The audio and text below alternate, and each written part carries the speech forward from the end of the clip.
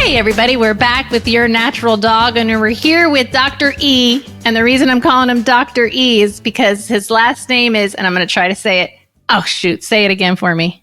It's not oh shoot, it's Ehrenzweig. Ehrenzweig. Such a cool name, but hard to say. So we're going to be talking to Dr. E today, and Dr. E is amazing because he's helping us prove what we say our incredible natural adaptogenic tonics do.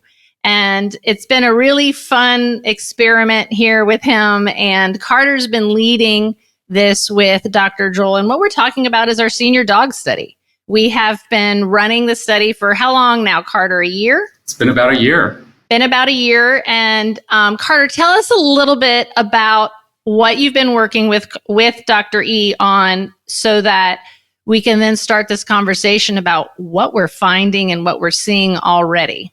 Yeah, so, this is an area of study that I think is really important for us to get the word out and get more people aware that there are natural options to help with cognitive decline in senior animals. One of the things that has stood out for me throughout this process of really reaching out to our audience and finding people based on a pretty specific set of requirements and characteristics. What are some commonalities between them? Well, one of them is that all of them thought that there were no options for them, that they just had to suffer through this, that their dogs would continue to decline, that they would lose the connection to that family member that they loved so much, and that even their veterinarians who they asked about this and sought answers from really had no idea that there was anything that they could do. And so over the past year, we have talked to so many different pet owners and brought together a really great representative group that looks at a whole cross-section of different kinds of dogs that are going through this really common and painful condition for both the owners to see and for the dogs to experience themselves, and been able to corroborate what we have known for through our career and then back through hundreds, if not thousands of years of traditional use. So we're so excited to be publishing this summer and being able to kind of further this conversation and get more people aware that there are options for our old dogs with cognitive decline. And we're in such a beautiful time, right? Where dogs are we're getting back to where dogs are making it to 14, 15, 16, and even 20 years old. And I think what's so interesting, and I don't know, Dr. Eve, you know this about me, but I had a senior dog rescue, like literally brought in one old dog. And so then every time I'd go to a conference and speak, I literally got into the habit of saying, who has a senior dog? And raise your hand if this happens to you. Everybody is experiencing the same things, and there is nothing out there to help these animals. And now we're getting the threat of a pharmaceutical drug that is being tested on animals that's called the first longevity drug. And I'm like, no, we don't need that. We've got nature, and nature has provided us with these incredible compounds and these adaptogens. But now we've brought you along to prove it. And I would love to talk to you about what was going through your mind when Carter first called you up and said, hey, this is what we want to do. Well, yeah, I'm practiced for 25 years in New York City and Boston. And until the very end of my career, I was a traditional pharmaceutical bound veterinarian. Towards the last 3 or 4 years, clients would come in with problems which we couldn't help. And they said that they wanted to go to a veterinarian who practiced alternative medicine and have at it. If it helps, fine, God bless. And I started getting reports back. Well, it actually, whatever they did actually worked. So I started believing that there were other options out there aside from pharmaceuticals. What you were taught. Yeah. I mean, again, taught, lived with, and pushed for many years. When Carter and I first spoke, one of the things that stood out to me was that he said that you have heard that results can be pretty rapid typically, from my experience and that of the profession, when you're talking about a non-pharmaceutical product, a natural product, the wind up between starting the medication and potentially seeing benefits is weeks, months long. When Cosequin first came out, you look at the label, you could start seeing improvement in the dog's gait, limping within 2 months. Well, if you've got a dog with, a limp, a bad knee or something, what you're going to start doing is resting the dog, getting the weight off, start him on some NSAIDs, start him on some steroids, and golly, by the end of 2 months, the dog is walking better, and then you're afraid to stop it. Okay, so when Carter said it's fast, okay, skeptical. Most veterinarians are, and given the research that I've done, it's the only way to start looking at things. Everybody has the best product out there that can cure everything, cure cancer, global warming, and show me the data. Show me the data. And you look online and you'll see a product for skin, for ears, for eyes, very few for dementia. And you'll have anecdotes. It worked. I tried it on Billy and it worked wonders for him. Aunt Maggie. That's great for Aunt Maggie, but it doesn't mean diddly for me, because Aunt Maggie is one. And if it works for Aunt Maggie, that's 100% proof. If it doesn't work for Aunt Maggie, that's 0%. There's got to be something in between that actually speaks to what's really going on. And these products have been around for so long and have been so ignored by mainstream veterinarians, myself included. Not ignored. They've been kept from you. It was on purpose. Earlier, you called it alternative medicine, and it's not alternative. It's the original, and you were never taught it. Right.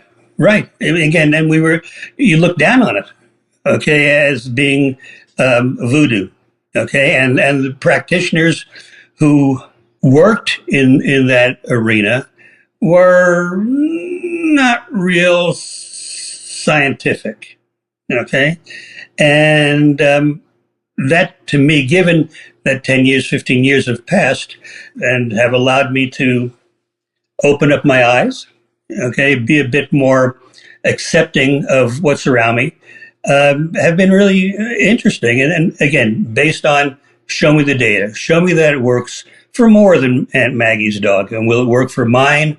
Will it work for yours? And I think if a client is told, your dog has canine cognitive dysfunction, that puts a period on that dog's life.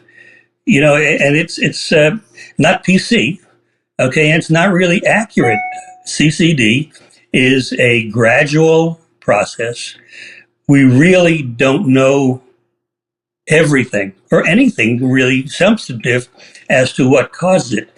Exactly the same thing that happens in people with dementia and Alzheimer's. And the reason I got involved 4 or 5 years ago, a dementia researcher in London called me up. I was working for a contract research organization at the time and was looking for animals that he could try some of the interventions that he was working on.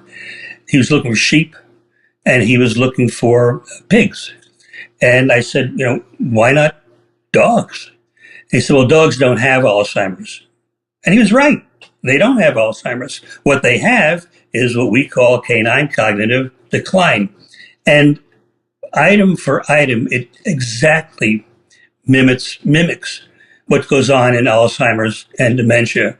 Slow onset. The onset is years before you start seeing problems in people. They think that they start seeing changes, biomedical markers, 8-9 years before you start seeing behavioral problems. And with dogs, at least 2 to 3 years. And this is backed up by a organization in Canada that has a relatively small colony of old, demented dogs, okay, that they can work with. And it's challenging in so many ways because, like people, every dog is different. Okay, the physiology, how the dog has lived, the environment it's in, what it's fed, how it's fed, lifestyle, medication it has and hasn't had, problems that it has, are all different. There's no two animals, like no two people, that are the same. So trying to get a commonality in all these conditions is virtually impossible. I mean, once we have some biomarkers that we can look at, then we can say that, we're looking at dogs that have X milligrams of something in their blood, okay, positive, negative, and we can use that as a differentiator between the animals and include or exclude them in a study. We don't have that kind of ability yet. And they're working on it both on the animal side and on the human side. And for me, given what I do, and I look primarily for products that show efficacy and effectiveness in animals that can also be used in people. That's a win-win situation. And with what we do now, what I hope ultimately, if we can show that the animals improve on this particular product, then it could have a chance of working in people. And again, given the incidence, the ridiculous number of people that have or will have dementia, Alzheimer's disease, it's huge. I mean, countries are dedicating significant time, effort, dollars to trying to find the cause. And by virtue of that, the beneficial effects of products. And again, the drug companies are trying, but they're still drugs. And if there is a better option or another option or just an option, that's something that's really valuable and worthwhile. I agree. And I'm no doctor here, but I do know what causes it. And I also know why Cosequin isn't working or why it takes so long. And the reason of that is because most people's intentions are to make something and make a whole bunch of money. My intention is to make the purest plant and fungi medicine to actually have a therapeutic effect. So that's why you're doing this research and seeing such amazing results, because that is what my intention was. And I know how to read. Cosequin is an isolate of something. Pharmaceuticals, drugs are isolates from something in an animal, plant, or mushroom that has been isolated because we can't patent nature and make billions of dollars off of it. That's why we pull out just Cosequin. But if we were to leave Cosequin alone in whatever its natural form is and give that to the animal in its full food, plant, or mushroom source, it would immediately have effect just like my products are having on these dogs. So I think that's what's so important. The other thing that makes no sense to me is that, again, I'm just a person who lost her dog because she did what a conventional vet did. And I swore that I would find out and learn everything. And this is who I am now. I'm a crazy dog lady who believes in natural remedies because they work. And if we just stopped messing with them. But all the research is out there. So that's what makes no sense to me. Carter and I found the research that showed when you put multiple adaptogens together, they're more powerful and synergistic.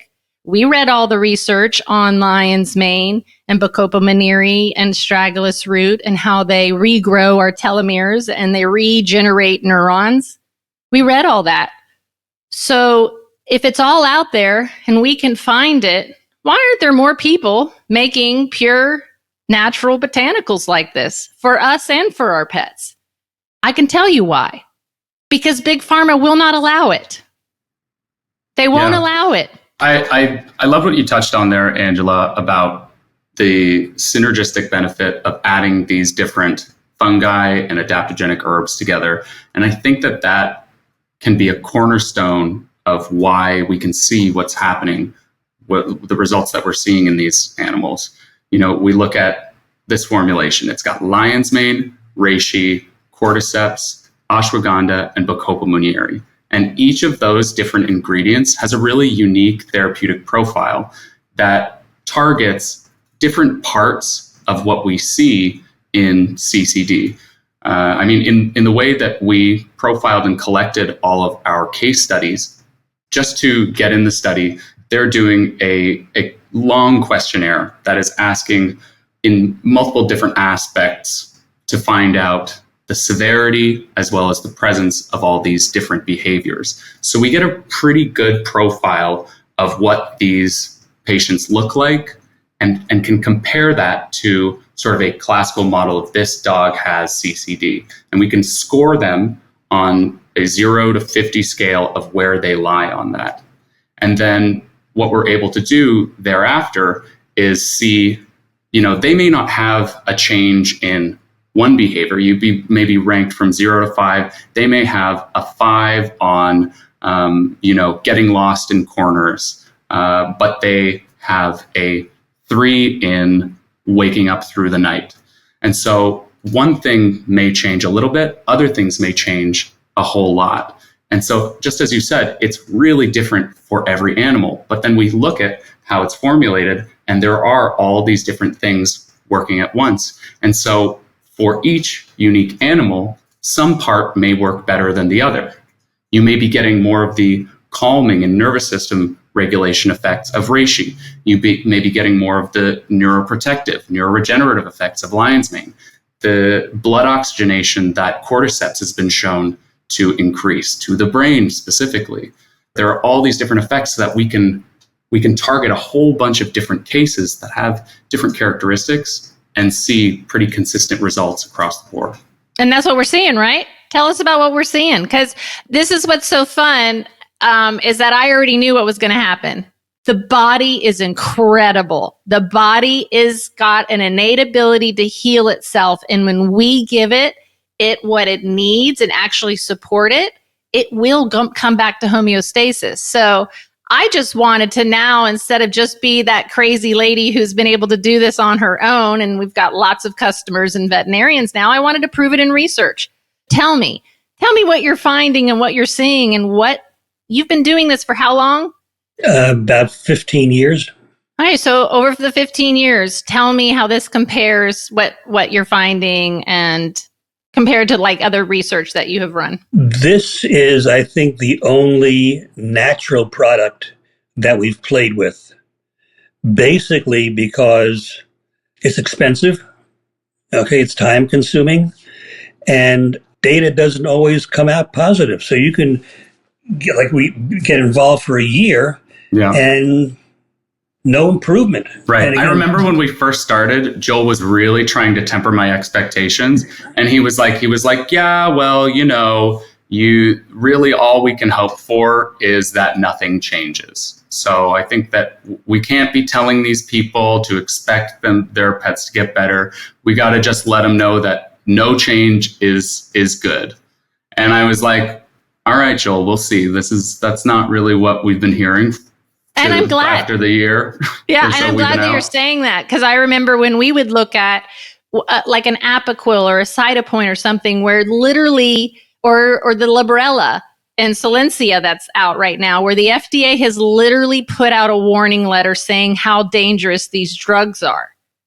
And they're still on the market, and people are still using them, and they're still being prescribed every single day. And we know that they're dangerous. And yet, no danger in using this pure natural product. So every time we saw these drugs and the warning, we'd go, okay, let's look at the research they did. So we would go look up the research. And then we would notice that they would stop a piece of research. And we'd be like, wait a minute, what happened? What happened to this research? They started up another one. Why did they do that? Oh gosh, and this is when I love ChatGPT. And I'm like, why did they do that? Oh, because they killed somebody. Because the liver was being damaged so bad, they had to stop the study and start over again. So I don't think people understand that part of it. So I'm glad that you said that part. Continue. Sorry to interrupt. No, what's interesting, and I did it myself, when dogs are living longer, Okay, cats are living longer, people are living longer. And if you live long enough, you start getting a little foggy. Okay, typically the first signs of CCD in dogs is a change in sleeping patterns. Dogs tend to sleep more during the day and get up and wander and feel uncomfortable at night. Not all the time, but they're up, they're down. If you ask your veterinarian, if you ask me, if I ask you, how's Buffy doing? Well, he's sleeping more during the day, but he's getting old. And I would agree with you. Buffy is old. He's entitled to sleep more during the day. What's happening at night? I don't know. I'm trying to get enough sleep myself. Okay. So it was very, very difficult to get a accurate picture of what the animal is doing. That all changed with wearable collars that can show movement. And during the day, 24/7. So you can see how much the animal is moving, where he or she is moving, sleeping, the whole thing. So you can actually quantify what's going on during the day versus what's going on at night. And one of the things we look for in the animals that we're testing is there a change in that pattern? Okay. And again, that's the first one that I tend to look at. Not every dog experiences that. There can be, classically, dogs lose their way. They forget where they are, both in the house and outside. I had one client with an 18-year-old cat that was an indoor-outdoor cat that went out the door, usually turned right and went around the house and came back in. One day he turned left and they found the cat like 5 blocks away, but at least they found him. Dogs forget commands, control, sit, stay, come. As a client, as an owner of an animal, you start getting used to these changes in your animal and accept them as part of being old. And for veterinarians out there, because there is nothing available that can effectively change the signs of CCD, we don't talk about it because we don't want to dispense products that you spend a lot of money on that don't work. Again, it may work in a small, controlled clinical trial that the company has paid for and is honest in its results, but it doesn't work for everybody because, as I said earlier, there are so many different issues that come into play that cause changes in behavior, in perception. It's hard. It's hard for people to live. Heartbreaking. I mean, I just lost 2 of my dogs, my last 2 dogs, a 13-year-old Chow and a 14-year-old Akita.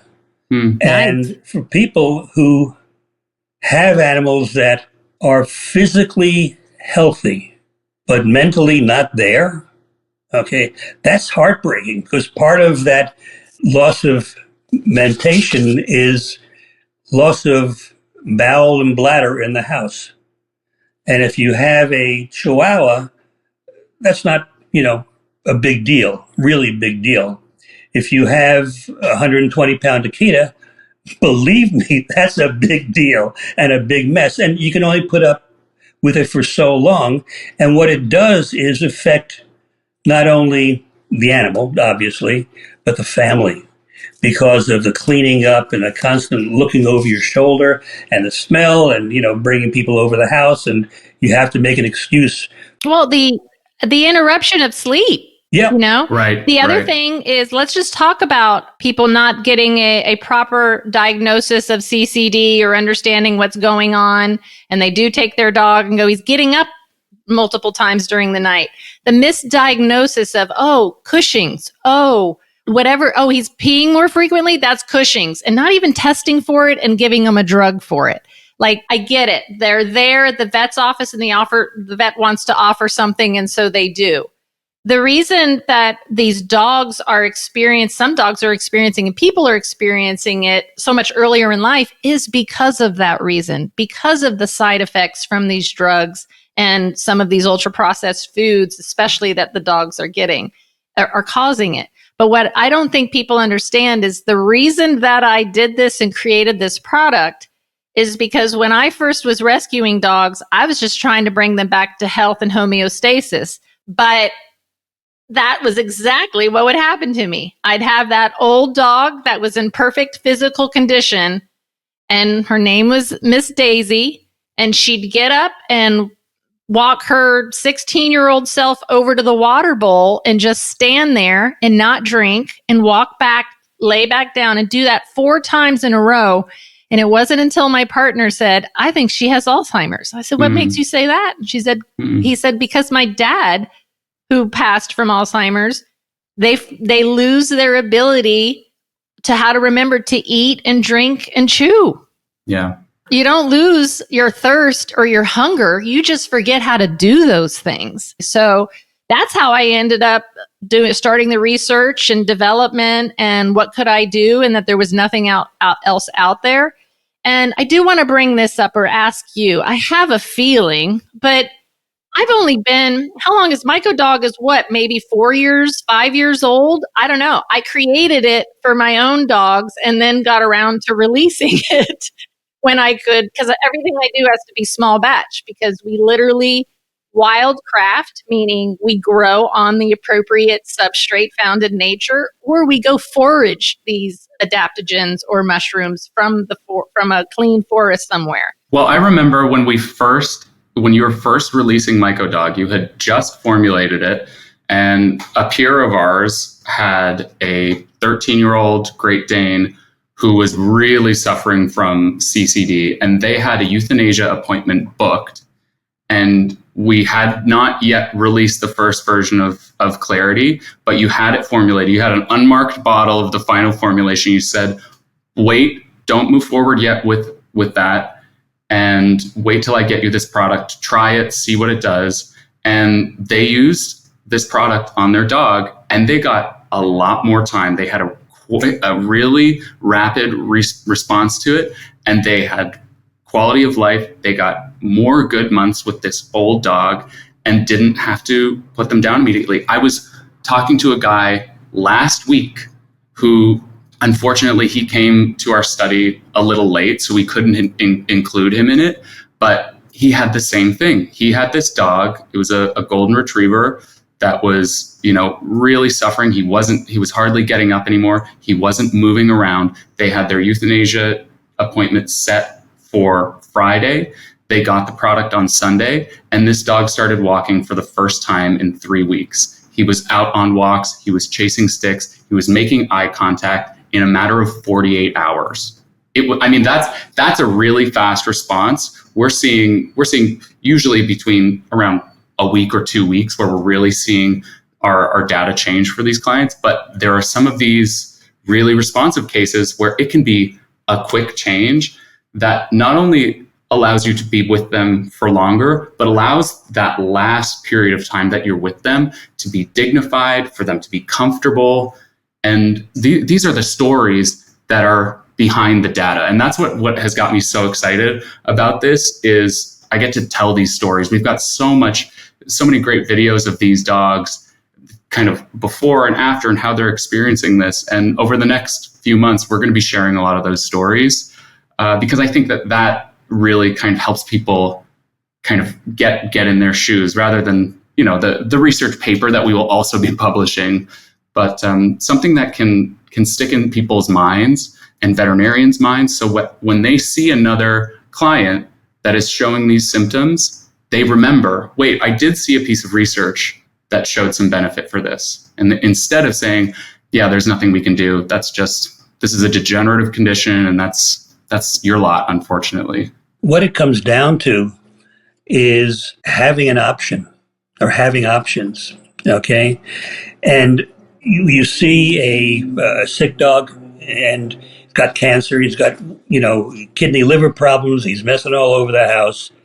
And a client comes in and you give them products that help the animal, and then they last for a certain amount of time, and then things start falling apart again. This is a natural process.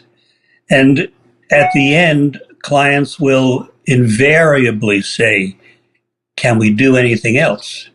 And the veterinarian's gone through his or her book of answers. Tools. And you say no, and then the client has to make a choice to say goodbye to the animal. And that really sucks big time. Okay? And in my lifetime of dealing with old animals, if Buffy didn't wake up this morning, okay, then I'd be sad. Okay? We'd cry, but, that's part of life. If I have to make that decision to put Buffy down, to kill Buffy, that lives with me for forever. And that really is a challenge. So if you as an owner or me as a veterinarian can offer a client an option that may help, okay, and sometimes has no side effects. Yep. And sometimes the benefit, and this is hard to see, is that things don't turn around. You don't get a dog that is walking around in circles, 10 or 12 times, which my dog did before he sits down. He may walk around 3 or 4 times, but he's not getting worse. And that's sometimes the best outcome you can hope for. Okay, once the nerves start going, they're gone. And you can't build those bridges again. I disagree. I disagree. I disagree again. That's because we've proven it, didn't we? Right. Didn't we? Haven't we even changed your mind? I mean, this is yes. Yeah, you've been doing research for pharmaceutical drugs for 15 years. This is your first natural product. Have you ever seen anything work like this quickly and well before in your career? Honestly, no. And again, it was surprising to me that I saw the before and the after, because I helped develop the protocol and spoke to the people. And we have the video to show it in some, if not all cases. And we've been monitoring them with a collar? Collar, yeah. And what's great about this study, too, is that it is a mosaic of evidence. We're not just taking people's word for it. It's not like it's our super fans out there who we found and gotten them to give us a really high score and then give us a low score at the end and say, yeah, everything's better. We have their collar data, which is tracking their sleep, their wake, their activity cycles in real time, which can be matched up to the changes that we're seeing in their surveys. We're also, in our in-clinic patients, we're measuring blood biomarkers like BDNF and CRP. These are different biomarkers that can be linked directly to neurogenesis and to their different inflammatory markers in the body. So by studying all these different things and correlating the data, we can find something that is really objective and is not just anecdotal. And again, it's because there are so many different parts to CCD and different ways that it is expressed by different animals. We don't see the same thing happening in every animal because, again, all the animals are different. But what I feel very comfortable saying to owners, that if it doesn't help, at least it ain't going to hurt. Okay? And that's my philosophy. It's my philosophy and an oath that our doctors are supposed to take, which is do no harm. So why are we dispensing drugs? And yes, again, pharmaceuticals have a place. I absolutely want to be given a pharmaceutical if it's going to save my life. But pharmaceuticals shouldn't be used long term because they have a side effect, because they are an isolate and they're made in a lab versus Mother Nature, which is not going to have that side effect because you're getting that medicine in its full form. And you said it perfect, Dr. E. I want people to know also they have a choice. I also can't tell you how many people I have helped that have been told by their vet that there was nothing else they could do for their animal. and how I have been able to bring dogs back to homeostasis, extend their life, and or give them the dignified, suffer-free ending to their life that they deserve like we do. I'm so proud to have you be a part of this. I'm so excited to prove what I've already known and have been able to practice in my own case studies. I'm thrilled to be doing this for another year. It is very expensive, and I want to know why me and my little company is doing this, and yet companies who have been making mushroom or herbal products for over 40 years aren't doing this type of research. What does that say to you? This is not the end all and be all of studies. We don't have 500 animals that we're looking at. How much does that cost? Big bucks, big bucks. And again, it's not fair to owners not to be able to at least try to do something to help their animal. Okay. And anybody out there who has an old dog, I think it's worth a shot. Try the Clarity, see if it helps. If it helps, God bless. If it doesn't, at least you tried. And, whether your veterinarian believes it or not, either you can show them the benefit or not. And if you can't show it, then no harm, no foul. This is not going to help every animal. Okay. But as long as it helps some animals, then I think we've done our job. Are there any animals in our research that entered that it didn't help? Yeah. We have animals that it didn't show any benefit to, which is normal. Okay, we didn't expect this to help every animal. We have some animals that only showed one issue of CCD, the restlessness at night, and what we look for before and after changes in that behavior. A friend of mine was on the study, 13-year-old golden retriever who was getting old, started the Clarity, and like a week later, he said that the dog is more interested in surroundings, is sniffing more. Okay, now smell is an important sense for animals. And if you can do something that improves that sense, again, it's not going to make a big difference in the dog's longevity, but it will make a difference in the quality of life for that dog, enjoying, what's going on around him or her. Mm-hmm. So that's a win. And again, some animals, and again, being able to tell somebody, no, they know beforehand because they're filling out the questionnaires. They know their animals better than any veterinarian does, and they know what makes them happier. And what makes the dog more comfortable. Yeah, it's interesting to look at the different data as it comes in, because like I can think of this one dog, Chloe, and her score went from 50 to 23. It's a huge decrease in the measured symptoms. And then there are some other ones that were kind of lower on the scale to begin with. Say they've got a score of like 23 and they go down to 18. Well, you would look at that and you'd go, okay, well, that dog didn't really experience much change when we've got dogs that are going from 50 to 23. Right. But then you actually look at the experience that those people are having and say we're measuring out of 5 this dog's aggression and ability to relate to other dogs in the home and other people, and they go from a 5 to a 0.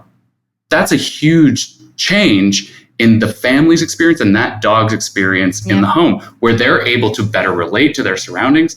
The emotional connection that indicates is huge. And so it's, there's this, it's just a trove of data for us to dig into and kind of parse out the meaning. Right, because they're all suffering different levels, or they've had it longer, or whatever their circumstances. It's amazing. I'm so proud to be part of this. Thank you so much for both of your work and getting this done. I'm so excited to run it again and see. Honestly, I feel like we're going to discover which kept happening with hemp also.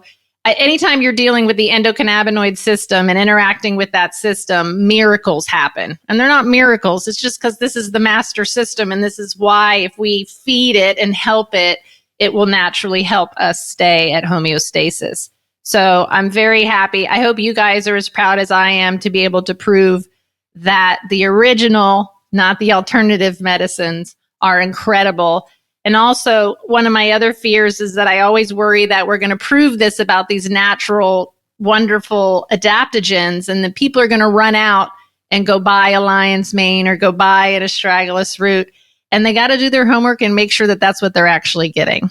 The products that we make, everything we do from growing them to the extraction to preserving them is very intentional. And that's why we're having such amazing results with this product. And I can't wait to help more and more old dogs. Thank you both so much for your work. I can't wait to find out how many more animals that we can help with Clarity. Hey, Joel, you want to tell everybody where we can find you? Yeah. Research at mygodog.com. There you go. Awesome. Did I do okay? That'll work. Yeah, sounds good. But he is an independent Yeah. research. Like, what's the name of your company? This is what you do for a living. Veterinary Health Research Centers. Great. So this is a veterinarian who does research studies for both pharmaceutical drugs, and we're proud to be his first natural run and rock his world. Thank you so much for your time. I really appreciate your effort. Fun being here, Angela. Thank you. Thanks for listening to today's episode. Please make sure to leave us a review wherever you're listening from. This is the best way to help pet parents like you find these episodes and get access to all our content. Follow me on Facebook and Instagram at Your Natural Dog and at AngelaArdolino.com.